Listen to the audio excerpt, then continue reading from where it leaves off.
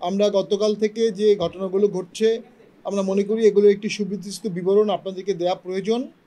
আমরা খুব দুঃখ পেয়েছি, কষ্ট পেয়েছি যে আমাদের অত্যন্ত প্রিয় নুরু উনি আহত অবস্থায় হসপিটালে আছেন। আমরা দোয়া করি উনি খুব দ্রুত আরোগ্য লাভ করুক।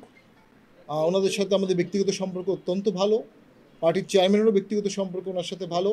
তো আমরা দোয়া করছি যেন উনি খুব দ্রুত সুস্থ হয়ে আবার দেশে গঠনের কাজে ফিরে আসতে পারেন। পাশাপাশি গতকালকে যে ঘটনাটি ঘটেছিল, আমাদের অফিস দিয়ে একটি মিছিল যাওয়ার সময় সেখান থেকে অনেক বড় বড় ঢিল দেওয়া হয়। অনেক বড় ঢিল দেওয়ার কারণে স্বাভাবিকভাবেই অনেকেই আহত হয়েছেন। আমরা এখন পর্যন্ত প্রায় 30 জনের নাম পেয়েছি আমাদের দলীয় নেতাকর্মী যারা হাসপাতালে চিকিৎসা নিয়েছে। কারো মাথা ফেটেছে, কারো হাত কেটেছে, কারো কানে আঘাত লেগেছে। যে বড় বড় ইটগুলো ছুঁড়ে মারা হয়েছিল সেগুলো যদি স্পর্শকাতর জায়গায় পড়তো তাহলে কালকে আমাদের নেতাকর্মী মৃত্যুবরণও করতে পারত। পরবর্তীতে পুলিশ এবং সেনাবাহিনীর সহযোগিতায় ব্যাপারটিকে কুল ডাউন করা হয়। আমরা আমাদের পার্টি অফিসের ভিতরে চলে আসি, গণ অধিকার পরিষদও তাদের মিটিং শেষ করে চলে যায়। কিন্তু পরবর্তীতে আমরা দেখতে পারি আবার 7:30টার সময় একটা মশাল মিছিলের আহ্বান জানানো হয় এবং বিপুল পরিমাণ বেশ কিছু লোকজন, কিছু ভাড়াটিয়া লোকও সেখানে ছিল। তারা মশাল দিয়ে আমাদের পার্টি অফিসে আগুন দেওয়ার জন্য আসে।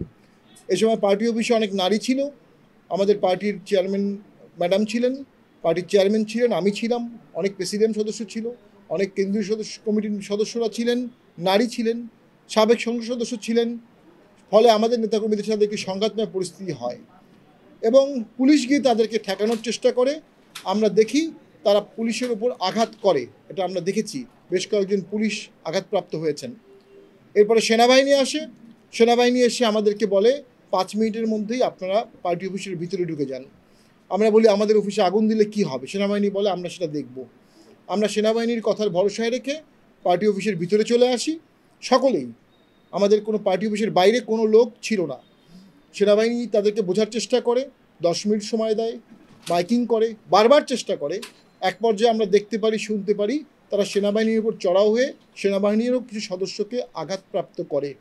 ইউনিফর্ম পরা পুলিশ এবং ইউনিফর্ম পরা সেনা সদস্যকে এভাবে আঘাত করা রাষ্ট্রদ্রোহিতার সামিল, রাষ্ট্রের মূল কাঠামোয় চির ধরার সামিল। পরবর্তীতে সেনাবাহিনী একটা পর্যায়ে ডিসব্যান্ডেল করার জন্য যৌথ বাহিনী সেখানে লাঠিচার্জ করে। আমরা পরে জানতে পেরেছি সেই লাঠিচার্জে নুরু অত্যন্ত আহত হয়েছেন। আমরা খুব দুঃখ পেয়েছি, কষ্ট পেয়েছি। আমরা সেনাবাহিনীর এবং যৌথ বাহিনীর কথা শুনে পার্টি অফিসের ভিতরে চলে আসার পর থেকে আর কোনো প্রকার আমরা কেউ বাইরে যাইনি।